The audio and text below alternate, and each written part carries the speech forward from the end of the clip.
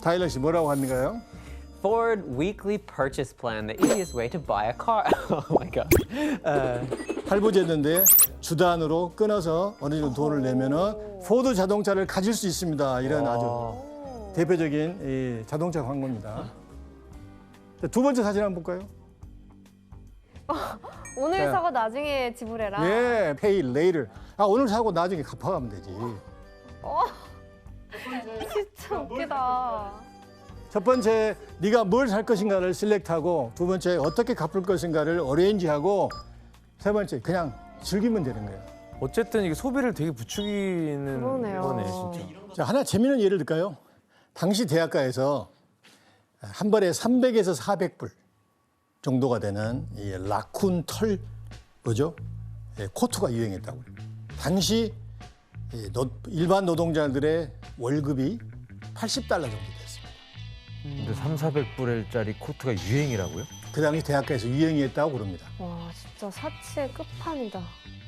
이렇게 이 물질적 사치뿐만 아니라 새롭고 다양한 문화가 등장합니다. 그렇죠. 여기에 라디오와 뭐예요? 재즈가 등장합니다.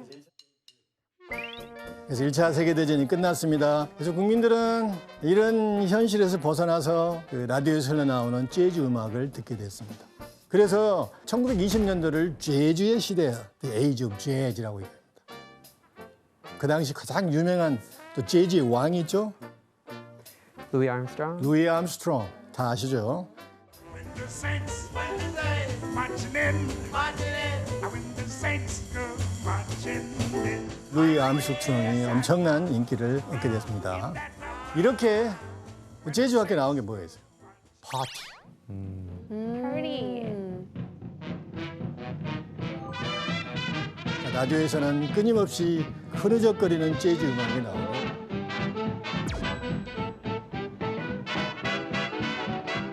근데 아이러니하게도 흥청망청한 이 광란의 파티의 20년대에 술을 금지하는 금주령이 내립니다. 왜? 왜 그랬지? 왜요? 왜 그랬을까요? 이게 무슨 얘기냐면 이 당시에 어마어마한 이민자들이 몰려오죠. 도시로 몰려오죠. 급격한 도시화는 많은 문제를 만들어내잖아요. 그런데 이 모든 문제는 무수히 들어오는 술을 좋아하는 그런 이민자들 때문이다 하고 얘기를 했던 거예요. 그래서 악의 뿌리는 음주라고 생각합니다. 술 때문이다. 아, 결국 술의 제조 유통을 불법화시키는 거예요. 그럼 술 아예 못 먹는다고? 그 당시 영상을 한번 볼까요? 버리고 있네. 아까운데? 버릴 것까지 있나? 와 와인은 리quor 다 버린다고? 술집도 아예 영업을 못했나 보다.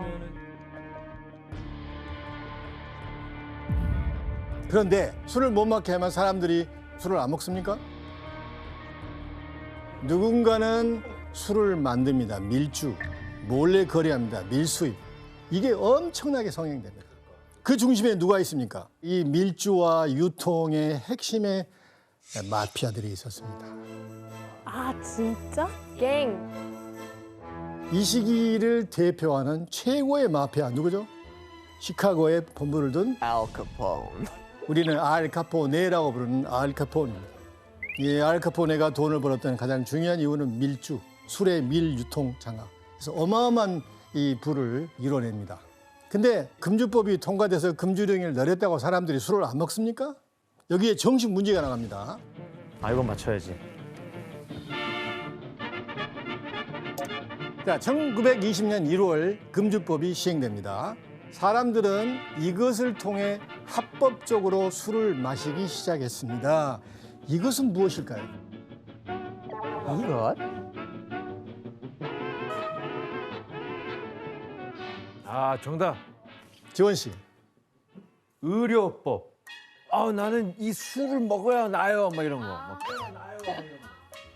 정신 치료. 정답! 왜? 정답입니다.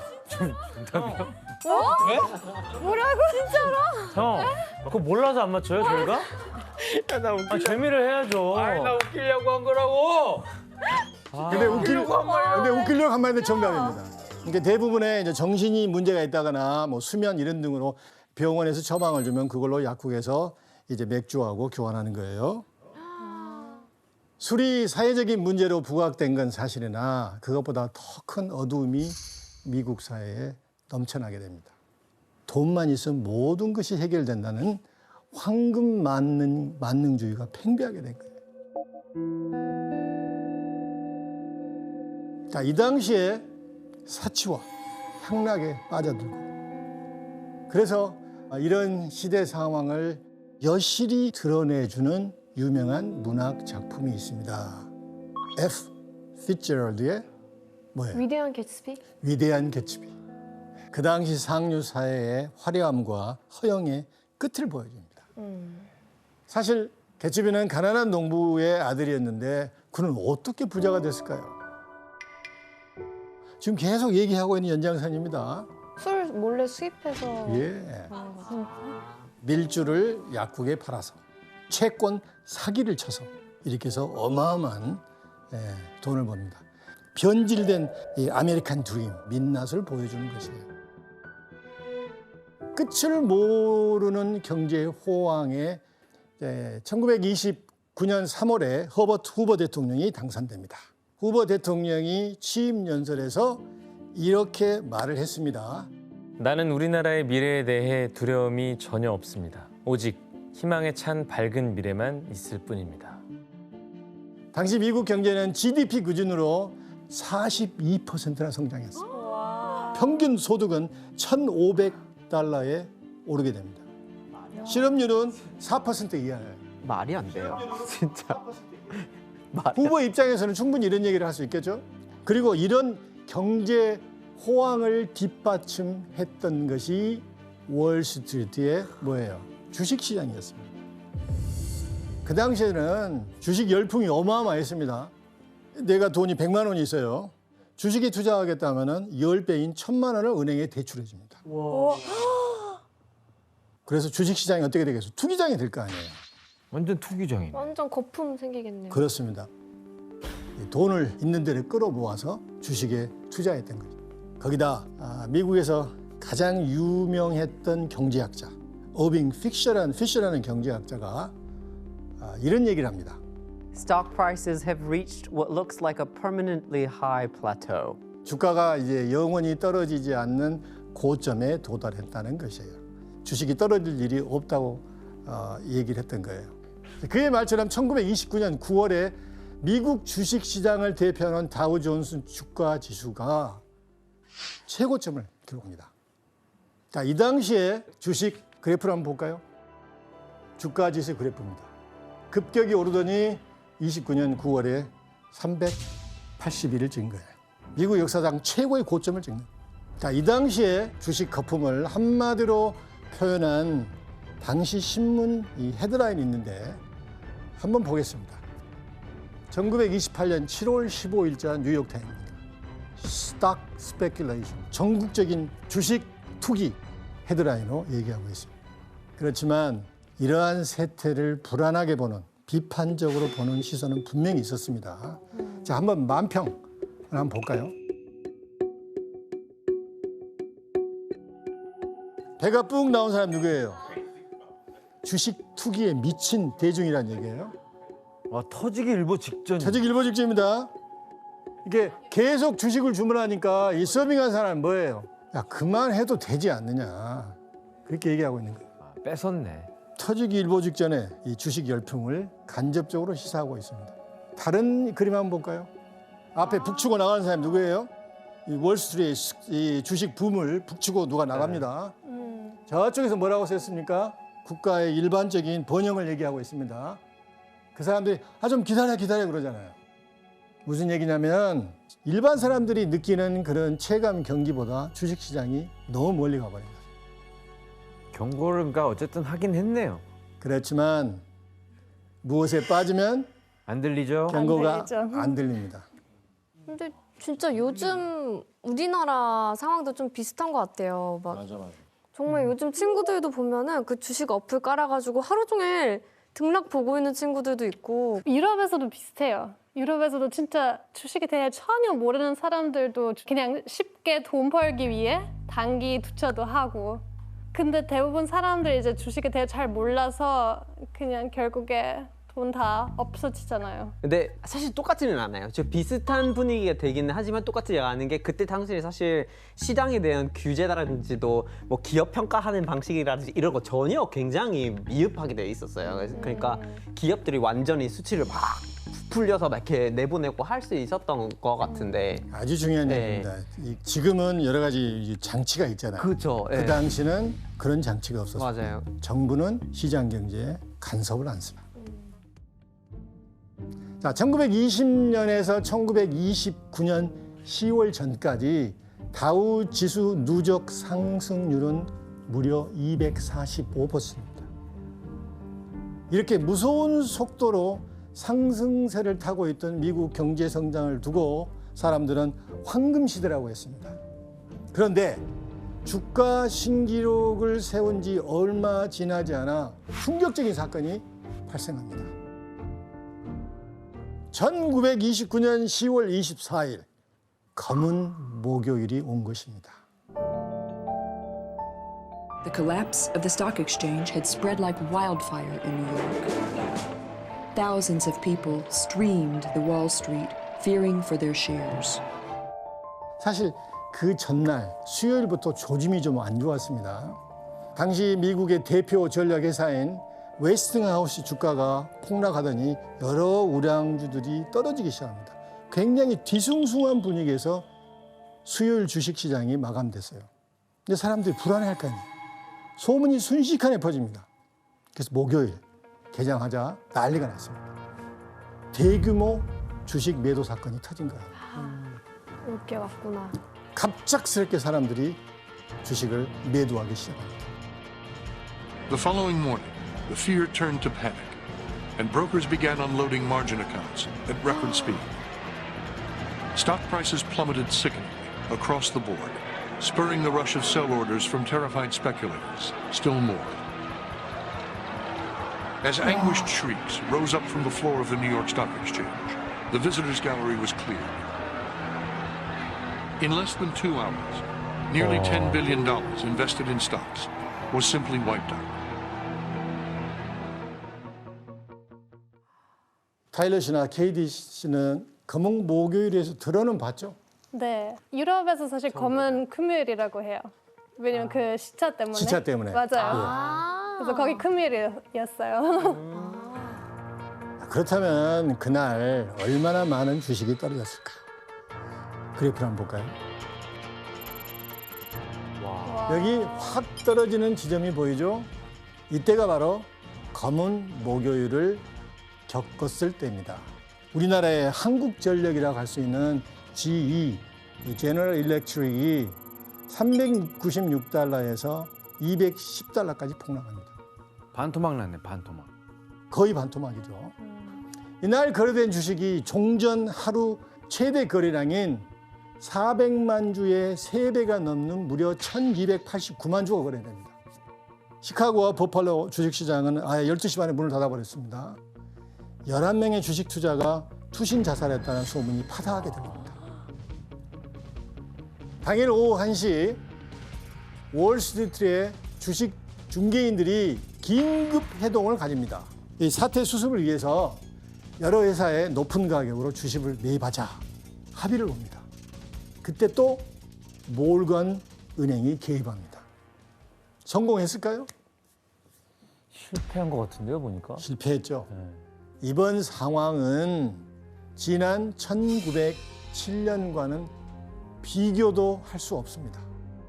미국이 굉장히 경제 규모가 커졌죠. 상상할 수 없을 정도로 커졌습니다. 거기다가 이 거대한 이 미국의 경제가 주식시장과 연동이 돼 있었어요. 그래서 옛날처럼 큰 손들이 협의해서 이렇게 돈을 내서 이렇게 경제 위기를 극복하기에는 한계가 있는 거예요. 블랙 Thursday, 검은 목요일 소식가 그 주말 동안 이 신문을 통해서 급속도로 미국 전역에 퍼지기 시작합니다.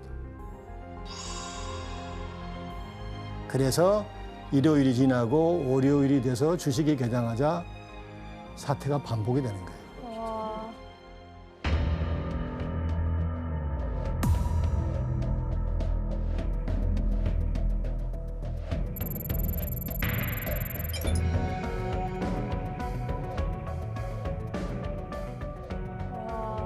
그래서 이 증권거래소의 기계조차도 어떻게 가동을 못할 정도로 엄청난 주식이 매매됩니다.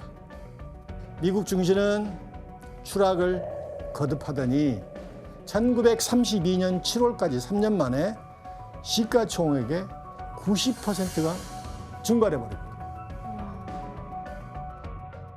자, 그렇다면 검은 목요일 사태가 도대체 왜 일어났을까요?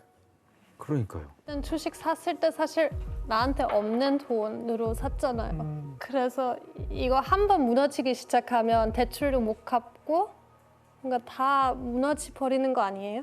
뭐 그러다 보면 또 은행도 무너지고. 맞아요. 네.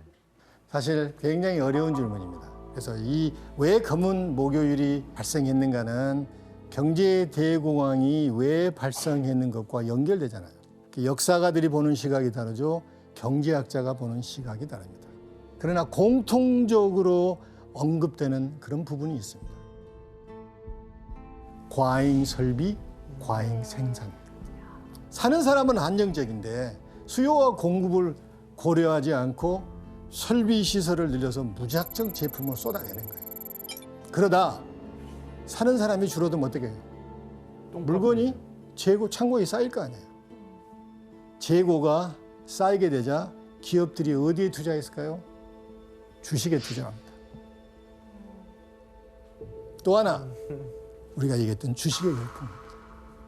거품이 너무 많이 끼어 있어서 세상에 아무런 이익을 내지 못하는 기업도 그 당시에는 주식에 상장할 수 있었어요. 수익을 남긴다는 데이터도 없는데 주가가 2배, 3배로 튀어오릅니다. 왜 튀는 거예요? 소문으로.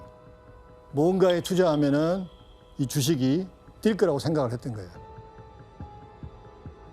또 하나도 우리가 무시할 수 없는데 고속 성장에 따른 소득 재분배 문제도 컸습니다.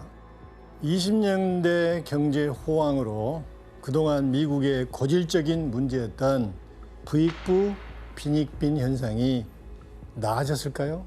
아니요. 오히려 더 심해졌습니다. 0.5%에서 1% 상위 계층이 미국 전체 부의 4분의 1을 소유하고 있었습니다. 또 미국 가정의 80%는 아예 은행에 예치한 돈이 없었습니다. 무슨 얘기냐? 소수의 부자가 주식을 처분할 때 그것을 받아주는 사람이 없게 됩니다. 그래서 주식이 한번 폭락하게 되면 회복하기가 어렵다는 얘기예요. 자, 주가 대폭락 사태가 일어난 지 불과 몇 개월 만에 전국에 있는 수만 개의 회사가 파산됩니다. 1929년에서 33년까지 미국 은행의 3분의 1이 파산됩니다. 9,000여 개 이상의 미국 은행들이 문을 닫습니다. 거리마다 실업자가 넘쳐나고 Unemployment rose to 25%. The Great Depression had set in. 고층 빌딩에서는 연일 투신 자살한다는 소문이 파다하게 납니다. 그만큼 미국 사람들이 패닉 상태에 있었다는 것이죠. 자, 경제 대공황이 90년 전의 일이죠. 먼 나라 일같이 와 닿지 않을 수도 있습니다. 그래서 이해를 돕기 위해서 우리나라 얘기를 한번 해볼까요? 1997년 우리나라에 무슨 일이 있었는가요? IMF 터졌잖아요. 정부가 결국 국제통화기금 IMF에 구제 금융을 신청하기로 했습니다. 한국 경제 회생에 필요한 주요 조치들에 대해 최종 합의에 이르게 되었습니다. IMF에 대해서 기억나신 뭐 다른 에피소드 있는가요? 전 그때 그 교과서에 금모으기 운동이라고 해서 금모아 수출하자 캠페인 열흘째인 오늘로 이 캠페인에 참여한 국민이 100만 명을 돌파했습니다. 오늘은 어제 3.3톤보다 2배나 많은 6.8톤가량의 금이 모아졌습니다. 그때 군대 입대하려고 사람들이 지원자들이 엄청 늘어가지고 그때 군대를 그랬습니다. 일단 가자. 예, 군대부터 다녀오겠다는 마음으로 사람들이 군대 지원을 엄청 했죠. 이제 우리나라도 그때 경제 위기 때 서울 강남에 있는 테헤란로에 있는 제1일행이 문을 닫잖아요. 뿐만 아니라 기아, 대우, 한라 기업 등 내놓으라 하는 기업들이 줄줄이 도산하거나 팔려나갑니다. 당시 우리도 엄청 힘든 시간을 보냈는데 미국 자본주의는 세계 경제를 이끌어가고 있었잖아요. 미국 자본주의가 붕괴했다는 것은 뭐예요? 세계 자본주의가 연쇄적으로 붕괴한다는 얘기예요. 아무도 어떤 나라도 미국을 도와줄 수가 없었어요. 길거리에서는 구호 단체들이 주는 빵을 받으려고 줄을 서는 사람들로 인산인해가 되었습니다. 당시 그때 사진 하나를 볼까요?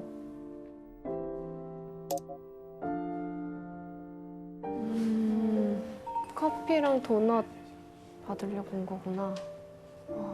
저 실업자가 저렇게 많았다는 거잖아요. 실업자가 근데 그 아까 그 시카고 갱처럼 다 입고 있네요.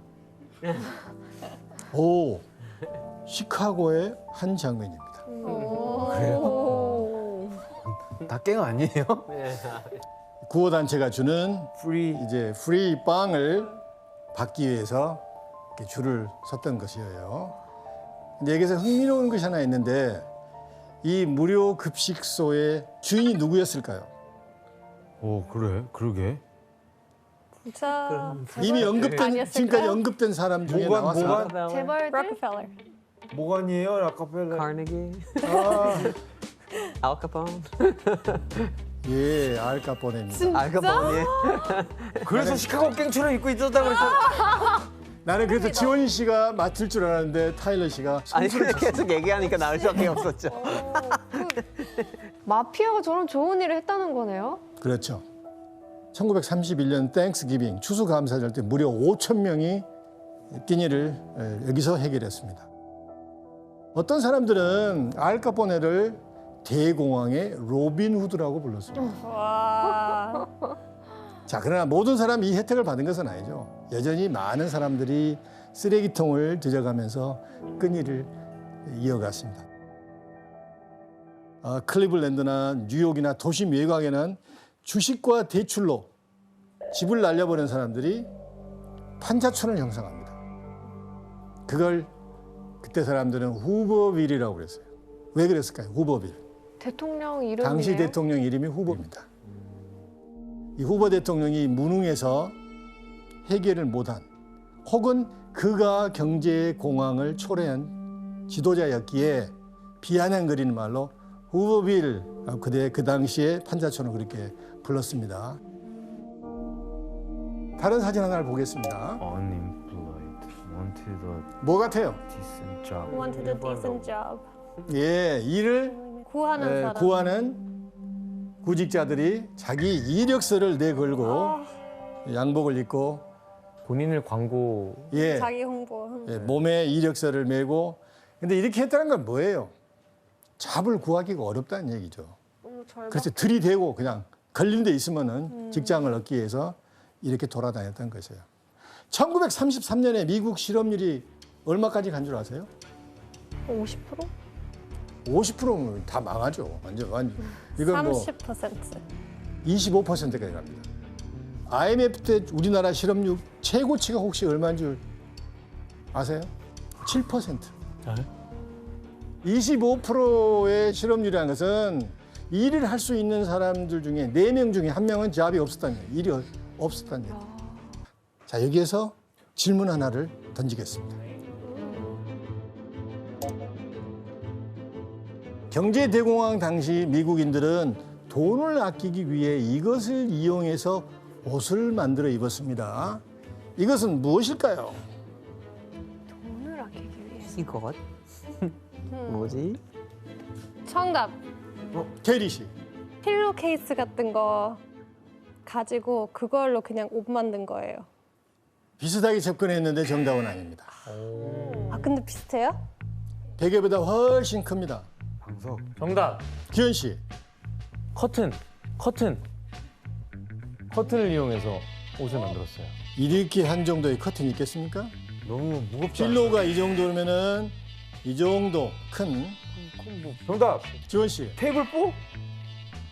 아닙니다. 오답입니다. 정답. 규현 씨. 수건. 수건.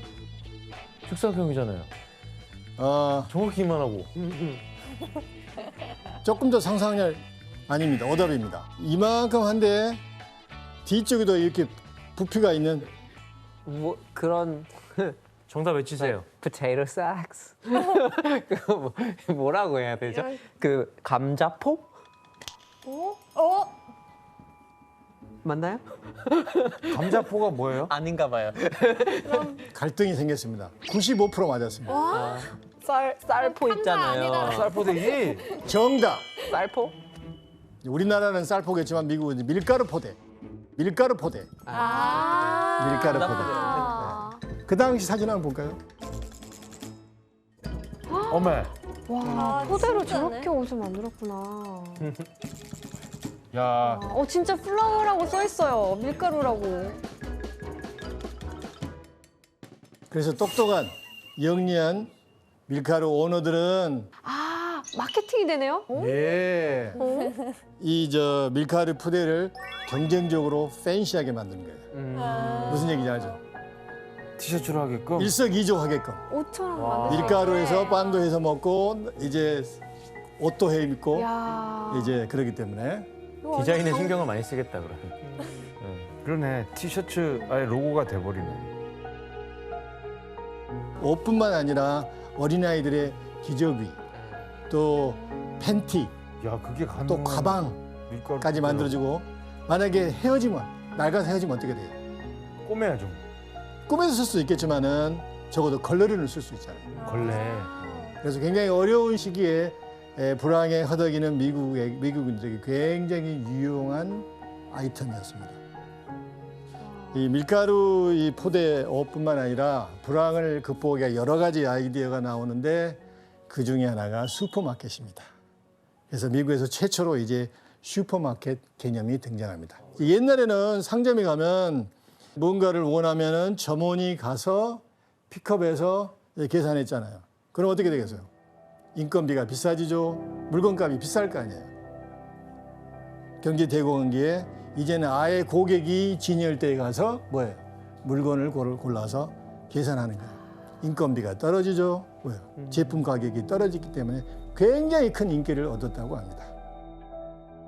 요즘에 미국 너튜브에서 대공황 레시피가 유행한다는데 그게 도대체 뭐예요? 그 할머니가 계시는데 정말 연세 많으신 분이세요. 근데 그분이 그때 대공황 때 어렸을 때 먹었던 레시피를 이렇게 보여주는 채널이 있어요.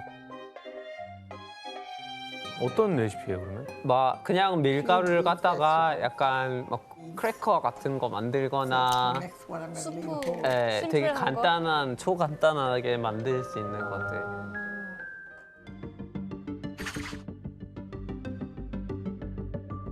이렇게 미국의 반도체 기술을 도입한 일본 기업들이 첨단 전자제품을 만들어내면서 전자제품 산업 붐을 이끌어냈습니다.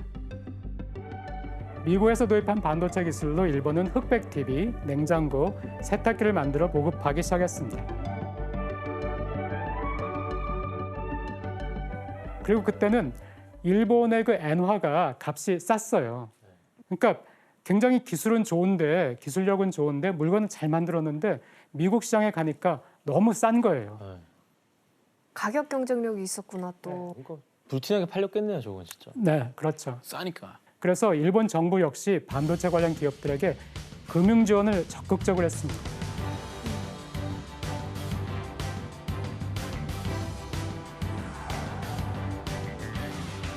심지어 1964년에 일본이 세계 최초로 시속 200km를 달리는 초고속 열차 신칸센을 개통합니다.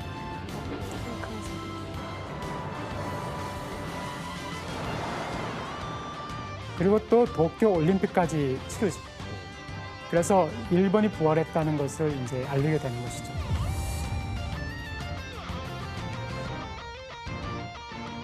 수출액을 보더라도 1960년과 65년의 수출을 비교하면은 그 5년 만에 수출액도 2배 이상으로 뛰었고요. 아, 네. 초고속 성장이네요. 초고속 성장을 했습니다. 승승장구. 신칸센 같네요. 그렇죠. 네. 그래서 68년이 되면은 일본이 드디어 세계 그 경제 규모에서 2위가 돼요. 넘버 2. 넘버 2. 네, 넘버 2. 미국을 바짝 쫓아가서. 전쟁 끝나고 20년 만에. 그렇습니다. 엄청 빠르. 그런데 과거 안보와 경제를 맞바꾼 일본과 미국 두 나라의 관계에 미묘한 변화가 일어나기 시작하고 있었습니다. 세계 경제 패권을 미국이 잡고 있었습니다. 네. 그런데 이 경제 패권이 위협받기 시작한 거예요. 일본한테 넘어갈 네, 수 있는 그렇죠. 거네요. 1960년에 미국 시장을 깜짝 놀라게 한 전자제품이 하나 있었습니다. 어떤 건지 한번 보세요. 지금 제가 봐도 놀랍거든요. 뭐죠?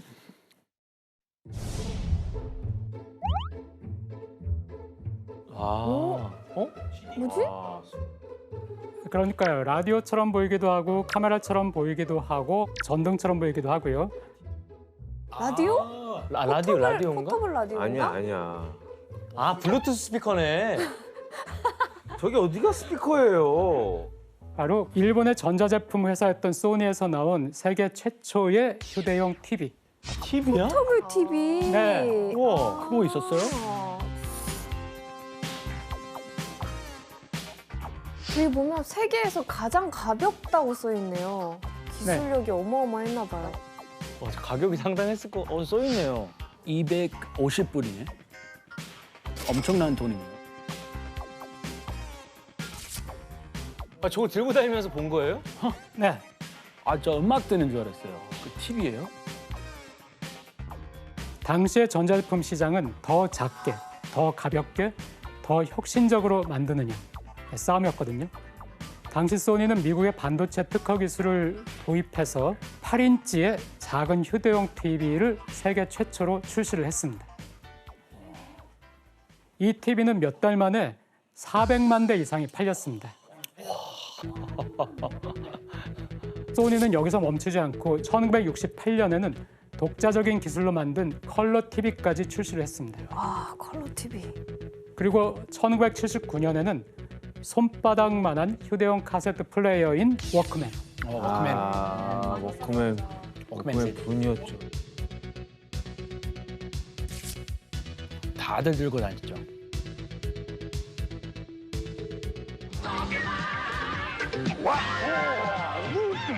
ステレオが部屋を出た。ウォークマン、ソニー。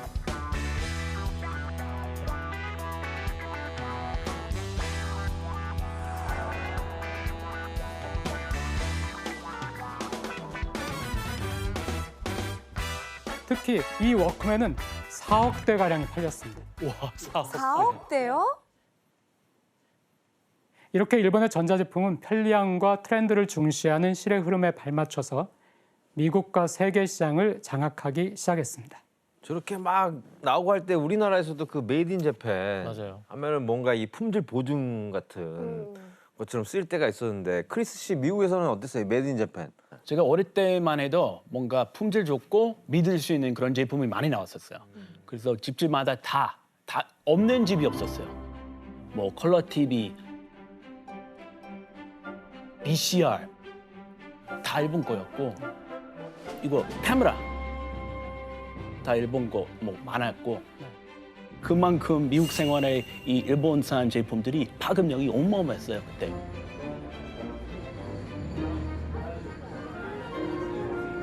하지만 결정적으로 미국 시장을 일본 제품이 장악할 거라는 위기의식을 촉발한 거는 따로 또 있습니다.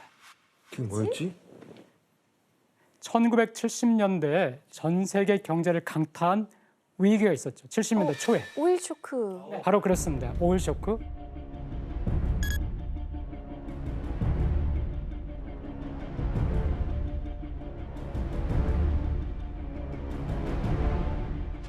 이 오일 쇼크가 미국 시장에서 일본 제품에 대한 열풍을 불러일으켰습니다.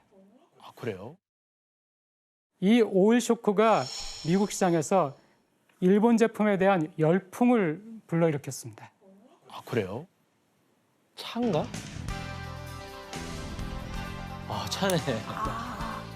네, 그렇습니다. 바로 자동차. 내 생애 첫 차. 아, 진짜요? 시빅.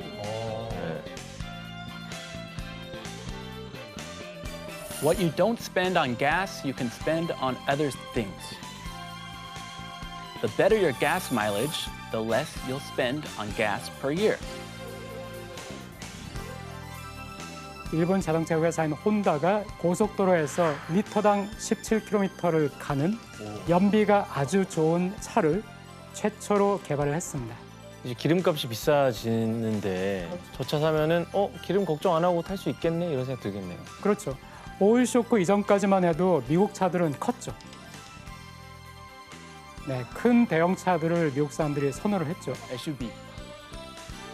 근데 이제는 오일 쇼크로 휘발유 값이 너무 오른 거예요.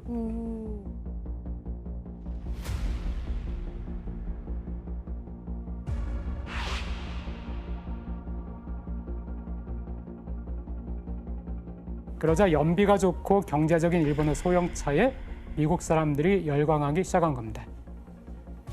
당시 광고 영상을 또 하나 보세요. You know, if I could find a car built like me for under 3,000, I'd take it in a second. You asked for it. The new Toyota Corolla two-door sedan. Toyota cars are built for the long haul. 9 out of 10 in America are still on the road, still getting the kind of mileage Toyotas are famous for. This Corolla sticker price under $3,000. 49 Highway 36 City. And you get Toyota durability and reliability at an incredibly low sticker price. Toyota, it's just common sense. You asked for it, you got it, Toyota. 굉장히 경쾌하다. 헐, 가격도 싸고 연비도 좋고. 급기야는 1980년 일본은 미국을 제치고 세계 최대 자동차 생산 대국의 자리에 오르기까지 합니다. 밀렸네요. 이런 일본 제품이 미국에서 큰 인기를 끌면서 미국의 제조업이 전반적으로 경쟁력을 잃어가기 시작했죠. 당시 미국은 오일 쇼크로 엄청난 타격을 입으면서 물가가 15% 정도까지도 치솟았거든요. 거기다가 기업의 생산성까지 낮아지면서 경기 침체가 일어나고 실업자가 늘어나니까 미국 사람들의 삶이 팍팍해질 수밖에 없었죠. 분노 게이지만 올라가는. 이때 이런 일본 제품의 인기에 불만인 이들이 있었습니다. 바로 일본 소형차에 밀려 타격을 입은 미국 자동차 회사들이었습니다. 미국이 일본과의 그 무역에서 계속 적자가 발생을 한 거예요. 여기 보시면은 미국이 대일 무역에서 얻게 된 흑자와 적자를 보여주는데요. 야, 이거 흑자가 없는데요? 1964년까지는 미국이 흑자였습니다. 그랬는데 1965년에 그게 역전되면서 어느 순간부터 미국의 적자가 엄청나게 뛰죠. 계속해서 무역 적자가 이렇게 늘어나니까 자국 내 정책만으로는 이거 안 되겠다. 그래서 미국은 1985년도에 한 가지 카드를 꺼내들었습니다. 그리고 이것이 그 유명한 플라자 합의의 시작입니다.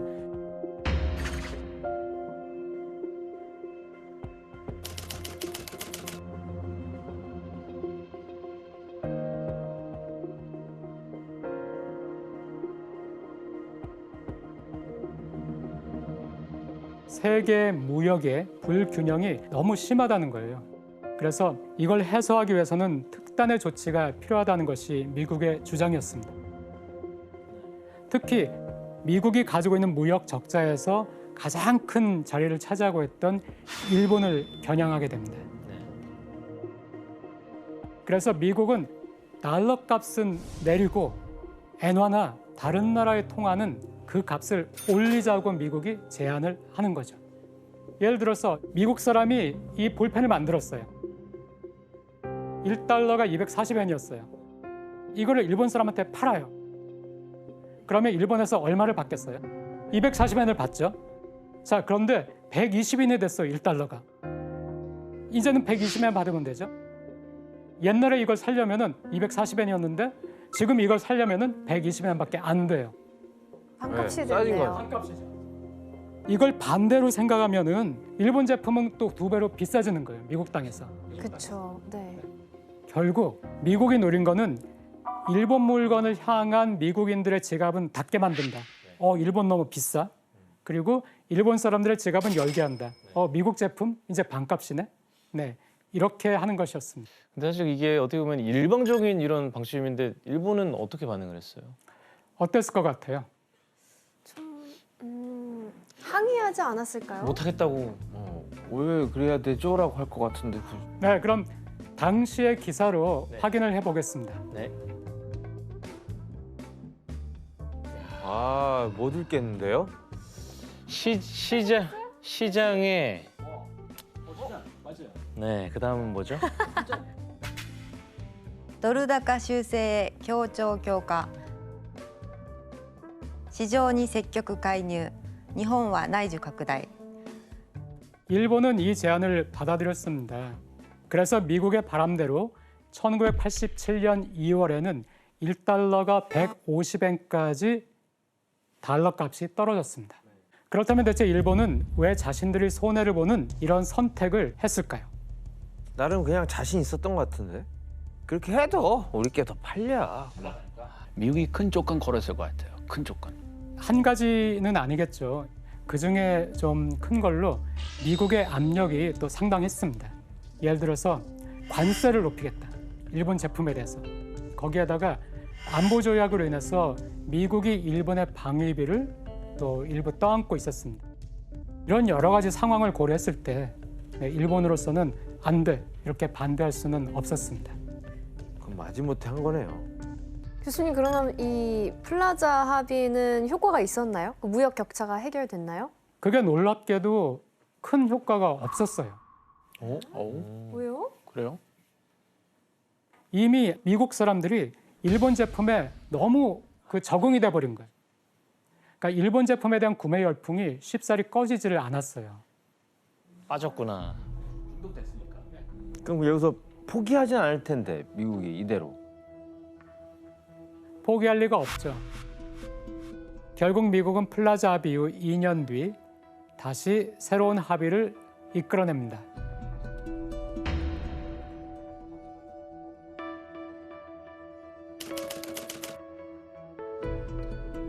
이번에는 경제대국 7위까지 나라들이 모였습니다.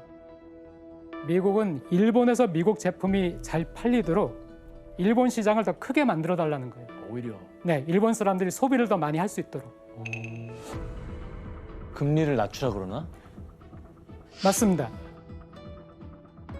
플라자 합의 때는 5%였는데 2.5%까지 낮췄다가 다시 2%까지.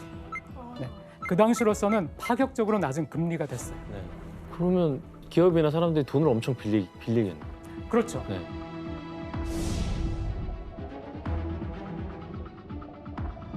Japan, too, could help right the imbalance in the world economy by righting the imbalance in its own economy.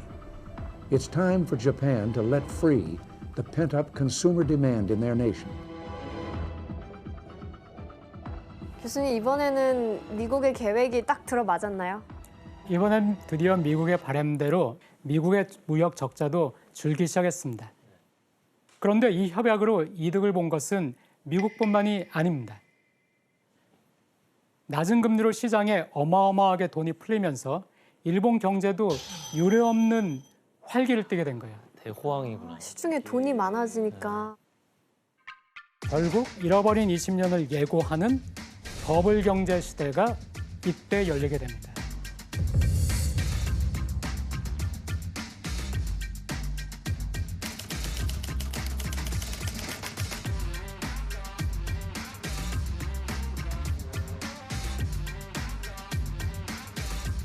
수출과 내수 시장 활성화로 일본 기업들은 사상 최대의 호황을 누리게 됐고요.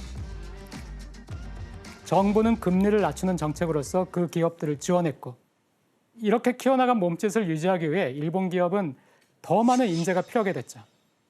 청년 인구가 막 느는데도 일자리가 더 빨리 느니까 청년 한 명당 일자리가 한 1.5개쯤 되는 거예요. 사람보다 일자리 수가 더 많은 거예요? 그렇죠. 여기서 또 문제를 하나 낼게요. 뭐야? 버블 시대 일본 회사는 신입 직원이 입사하기도 전 하와이 등으로 장기 여행을 보내주기도 했는데요. 그 이유는 무엇일까요? 와, 하와이. 이거 너 쉽지 않나요? 정답. 네. 합격하고 나서 혹시 도망갈까 짤까 봐 봐? 일단 여행을 보내놓고 보는 거죠. 정답입니다.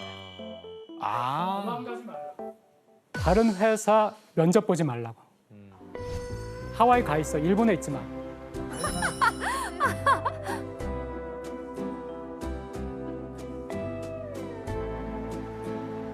세상에 공짜는 없는 거예요. 그렇죠. 네. 그러니까 저렇게 모셔가려고 할 정도면 사실 그러네. 급진이 모셔가는 거네요. 취업문이 활짝 열렸던 버블 경제 시기에는 기업들이 인재를 데려가기 위한 경쟁이 굉장히 치열했습니다. 들은 얘기인데 그냥 면접만 봐도 돈 줬다고 그러던데요. 어떻게 하세요? 네, 맞습니다. 네, 교통비를 줘야 돼가지고 만 원에서 한 5만 원 정도를 줬다고 해요. 면접 보러 오면. 10만 원에서 50만 원을? 그렇죠. 취직 안 하고 면접만 보러 그런 다녀도. 애들도 있었어요. 심지어는 면접을 보러 온 사람들을 고급 술집에 데려가서 값비싼 술을 사주면서 우리 회사 들어와. 이렇게 하는 회사들도 있었습니다.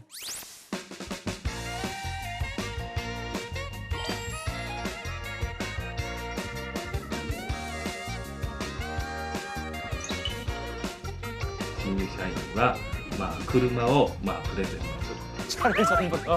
차를 뽑아준다고요? 야, 씨. 우와. 이럴 수가.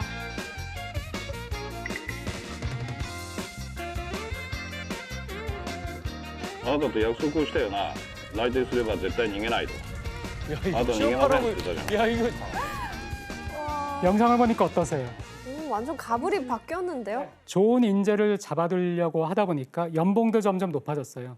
좀 부러워요. 뭐 신입 사원들은 신났네요. 반대로 이제 기업 입장에서는 인재 구하기 힘들고. 하지만은 낮은 금리로 시작된 내수 시장의 확대가 결국에는 일본의 도구로 작용을 하게 됩니다. 그렇지.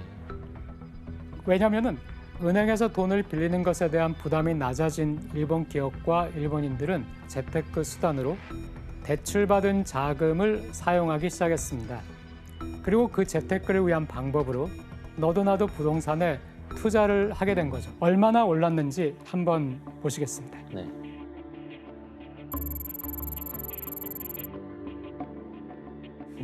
와, 어째 다 올랐네 그냥. 1984년을 100으로 뒀어요. 그때 만약에 100만 엔이었으면은 그게 84년부터 90년까지 6년이죠. 6년 사이에 300만 엔이 됐다는 얘기예요. 3배가 뛰었네요. 네, 네. 많이 올랐네요. 네. 도쿄가 3배가 올랐는데 일본의 평균 땅값도 2배는 다 올랐어요. 네. 실제로 도쿄에서 인구가 가장 밀집된 세타가야구라는 곳이 있습니다. 여기 아파트 한 아파트가 1987년에 1억 엔으로 분양을 시작했는데 4년 뒤에 3억 2천만 엔으로 네, 3배 이상 가격이 뛰었습니다. 게다가 당시 도쿄의 번화가 긴자에서 기름 맥주 총판장이 있었던 메이저 빌딩. 네, 여기가 가장 높은 땅값을 자랑하는 곳이었거든요.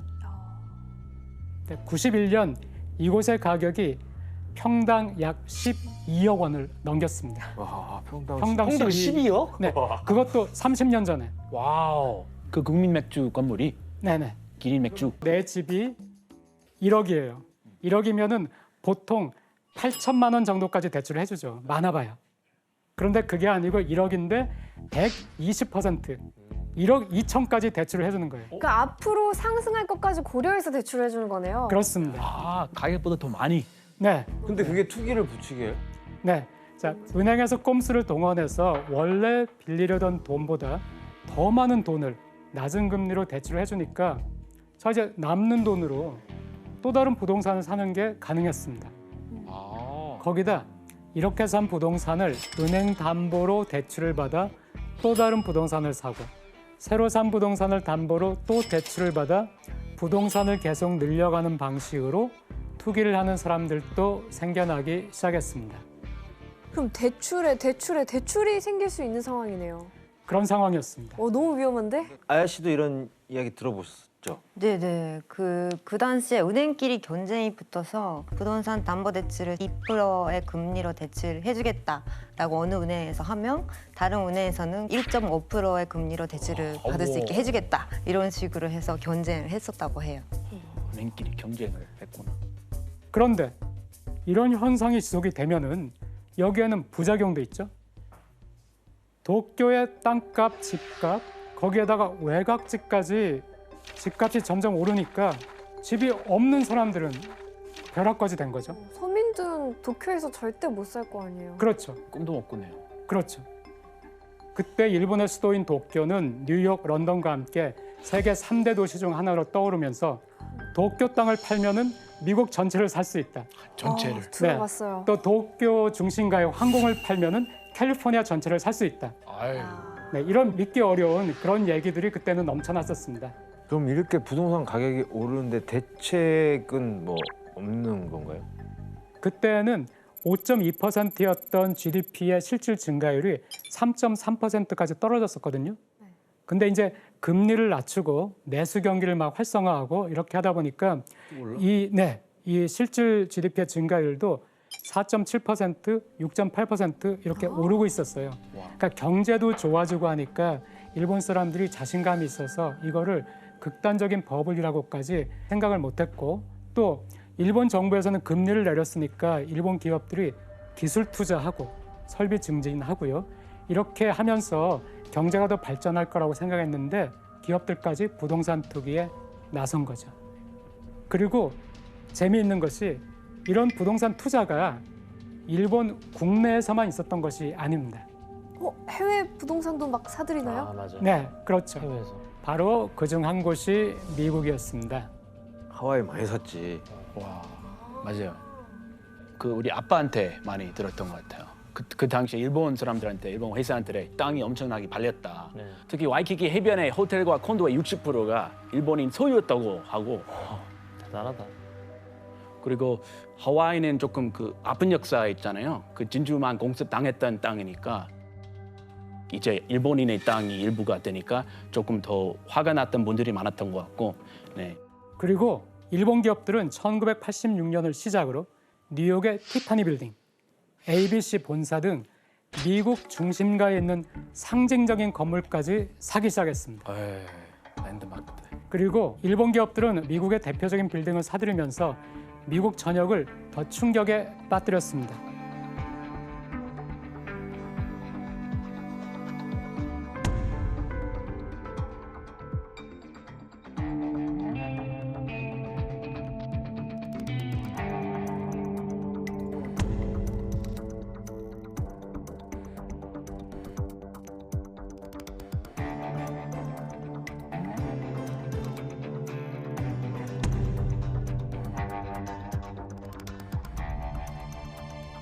당시 넘쳐나는 돈을 주체할 수 없었던 일본 버블 경제는 이렇게 해외까지 뻗어나간 거예요.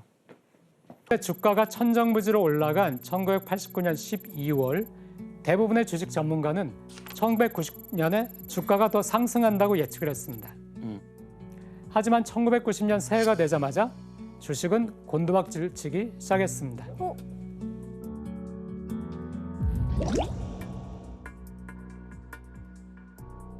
이때 이거 위험한 거 아닌가 하고 생각하기 시작하는 기업과 투자가들과 일반 사람들이 생기게 돼요. 그래서 이 사람들이 아우 됐어. 이 정도 돈 벌었으면 됐어. 나는 여기서 팔겠어 하는 사람들이 생겼는데 여기서 팔겠어 하는 사람들이 점점 대세가 되면서 주가가 곤두박질을 치기 시작했습니다. 1989년 12월에 정점을 찍었죠. 그 뒤부터 무섭게 떨어지죠. 2만 이하로 떨어진 다음에서야 거기서부터 이제 횡보를 하죠. 더 이상 올라가지를 못하고 있습니다. 이게 바로 버블 붕괴의 시작이었습니다. 89년 12월.